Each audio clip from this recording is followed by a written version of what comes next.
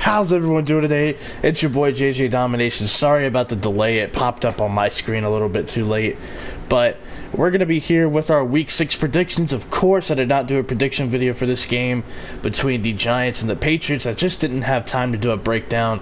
But I did post on my social media that I am going to go with the Patriots. Of course, 1-0 start, baby.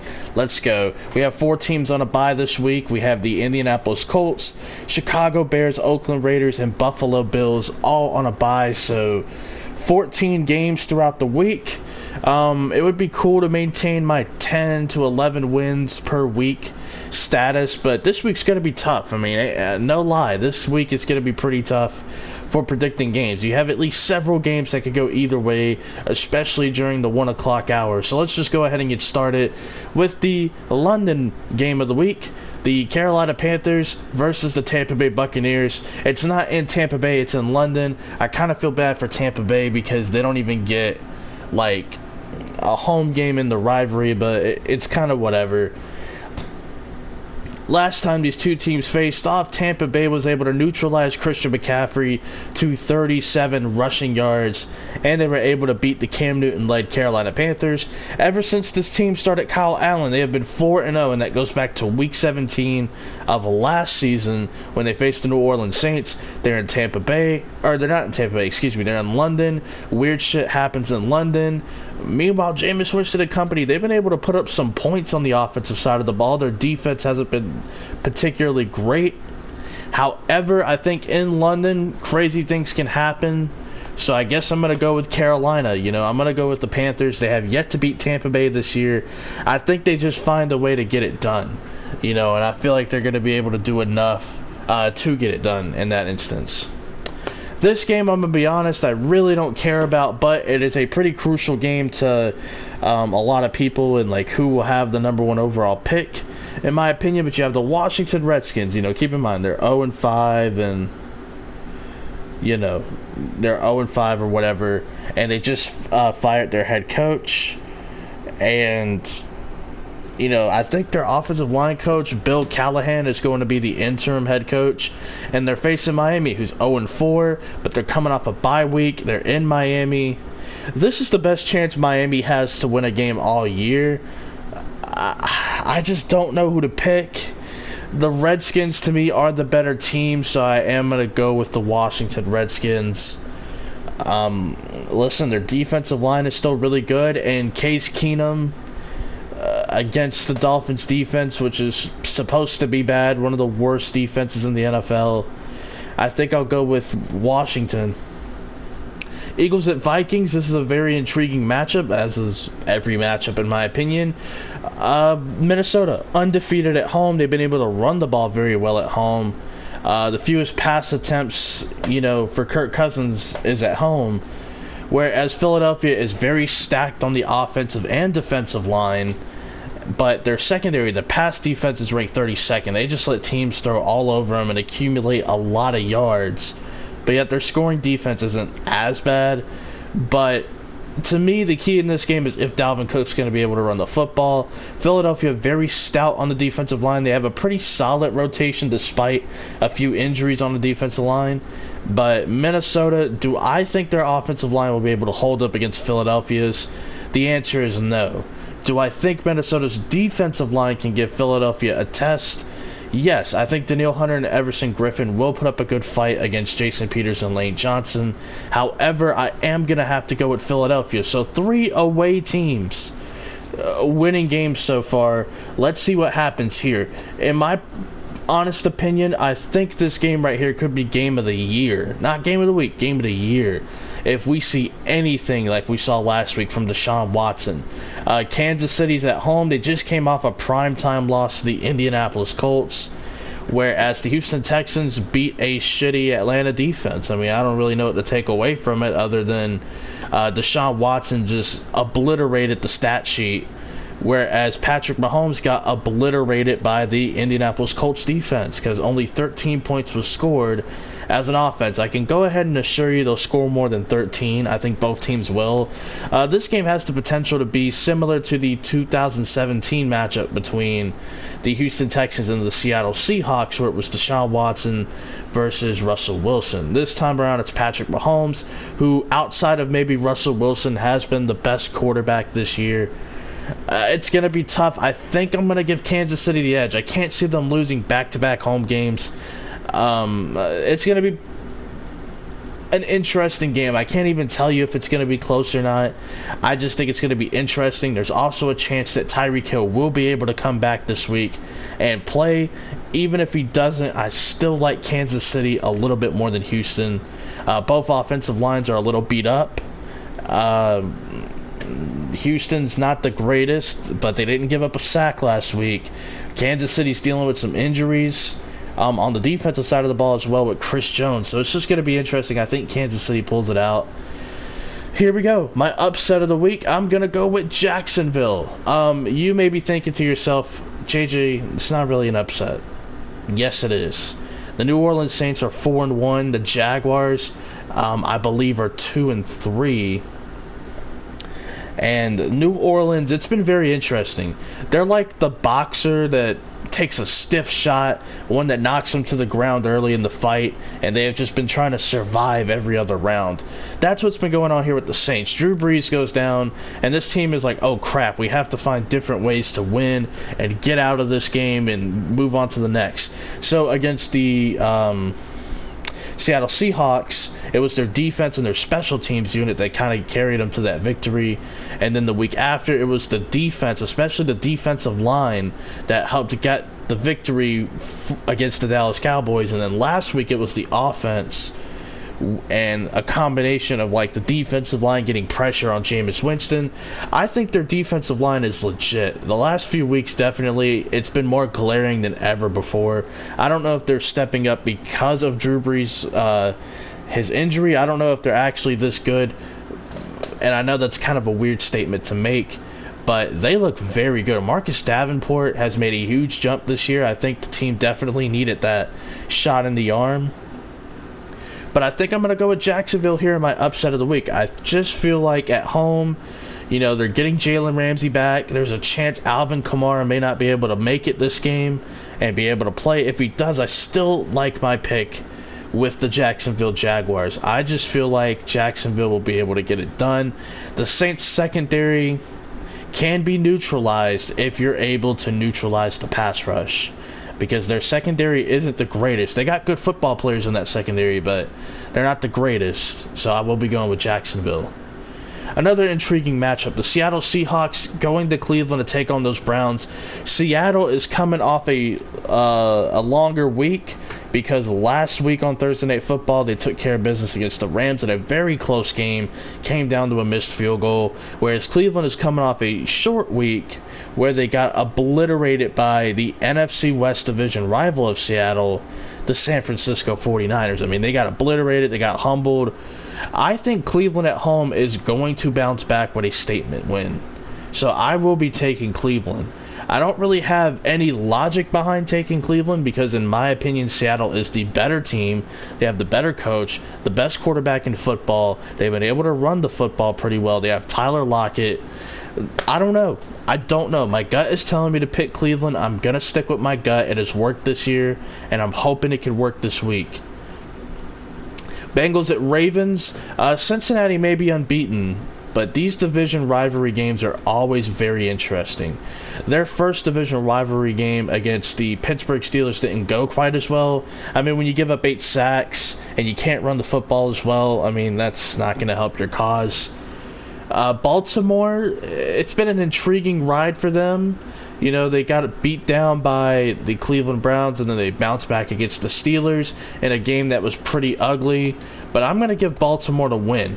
They have an opportunity to start out 2-1 in the division, and I think that's going to be huge for them. Even if Cleveland beats Seattle, that's going to be huge because they've already played 3 divisional games, whereas Cleveland's only played 1. That's a huge advantage for Baltimore to rack up these division wins early. Now we enter the 4 o'clock games. We have a few to choose from this week, and I'm going to be very excited to flip through all of them. But we have the San Francisco 49ers at the LA Rams. This is a very intriguing matchup from this standpoint. Both offensive lines are taking massive hits. The Rams don't have any injuries, but it's the fact that they have not been good this year. You know, ever since they lost Roger Saffold, John Sullivan, they haven't been able to find decent guys to fill in that role. Brian Allen, I'm not sold on. The other guard whose name is escaping me, I'm not really huge into him either. Andrew Whitworth, I mean, he had a great year last year, considering his age and everything, but he's 37 years old. You can't bank on a 37-year-old left tackle to be anything near great. Whereas the 49ers, they're going to be without Joe Staley at least until around, I don't know, week 10. And then Mike McGlinchey is going to be out for at least a month. So they're going to be without their starting tackle duo for a month. Now, this is a team that likes to run the football. They're, I think, number 1 or number 2 in rushing offense. It's them in Baltimore. It's neck and neck. And they haven't really had to put Jimmy Garoppolo in danger, or in harm's way, I should say, to go out and win a football game. So I feel like as long as they're able to run the football, they're very capable of winning this game. The Rams are going to be without Todd Gurley. I think Aqib Talib is going to be like a game-time decision. I think he's questionable.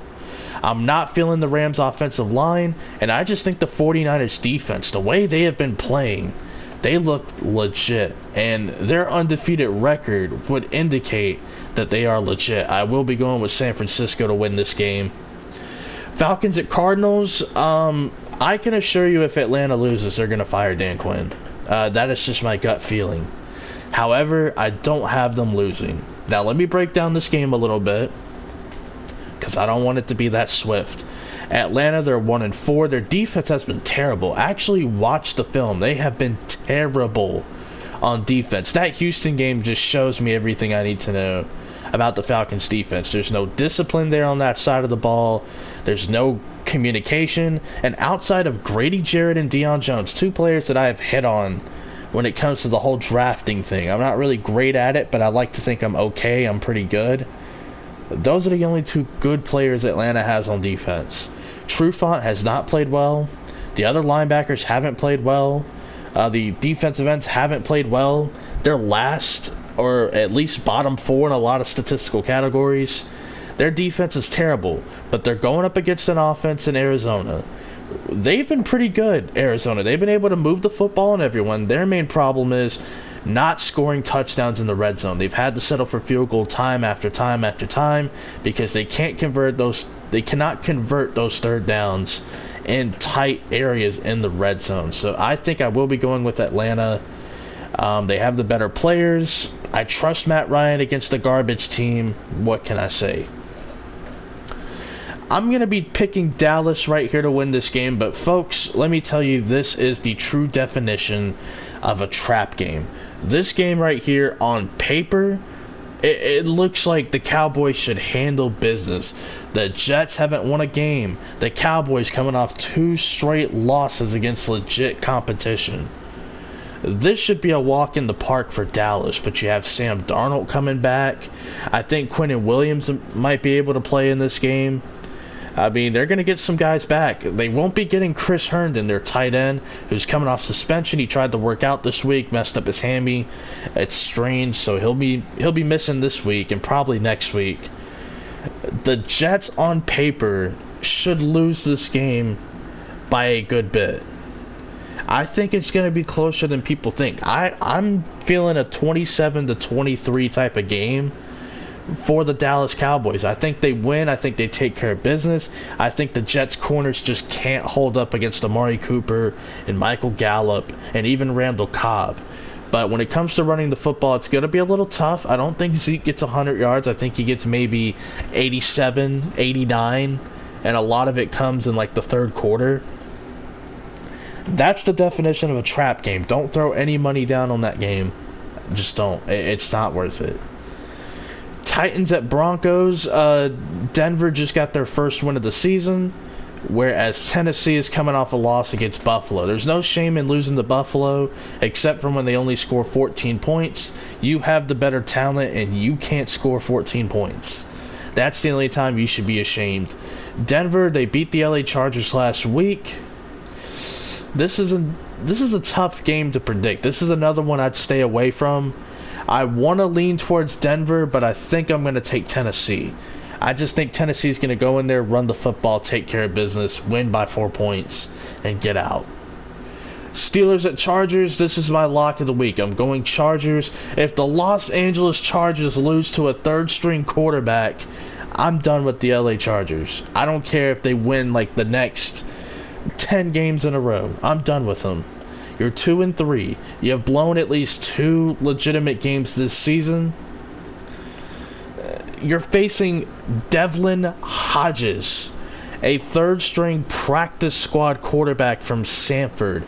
The backup is Paxton Lynch, a former first-round pick who has been a scum in this league. He hasn't been a scrub. He's been a scum in this league. He has not been a damn thing.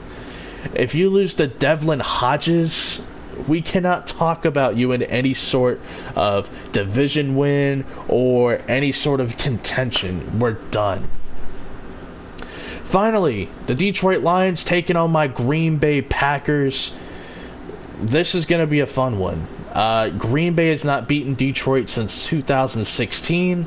Of course, the last 2 years, Green Bay, no playoffs. This year, I feel like it's a different feeling with Green Bay. They'll be without Devontae Adams. They'll probably be without Darnell Savage. But they are getting Jamal Williams back. I think Marquez Valdes-Scantling and Kevin King are going to be able to play.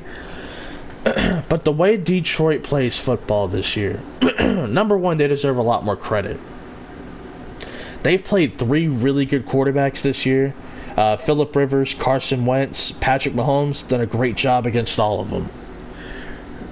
I mean, really, Philadelphia, in my opinion, beat themselves. I'm still on that whole thing of the 7 drops and the drop touchdown, but they've done a great job on those quarterbacks. Just bend but don't break. And without Devontae Adams, we'll see what Aaron Rodgers is able to do. We'll see if Aaron Jones can even do half of what he did against Dallas. I think that's going to be the interesting part.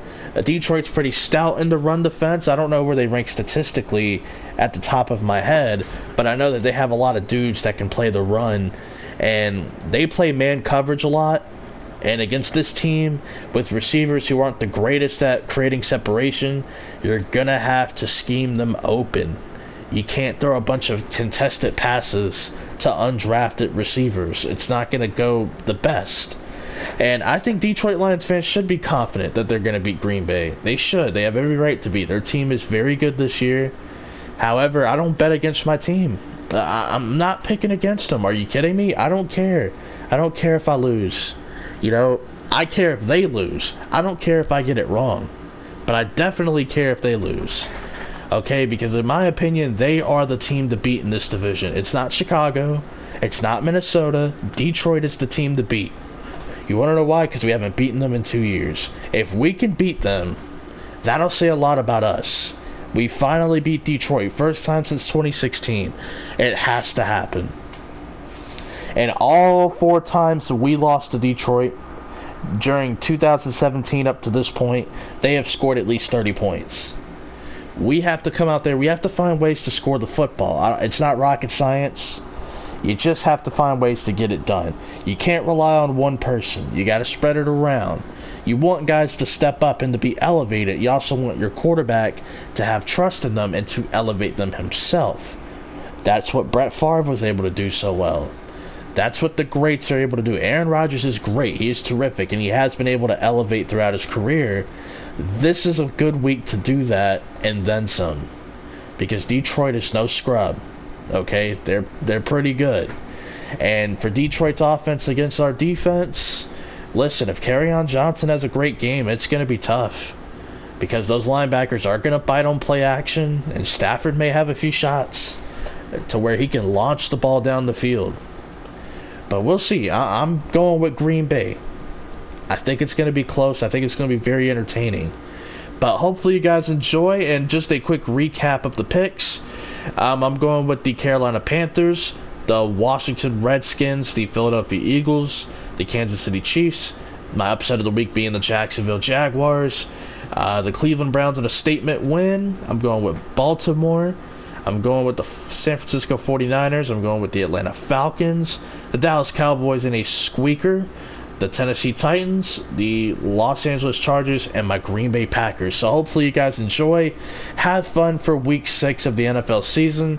Cherish every single game your team and all the teams play this year. Peace out, guys.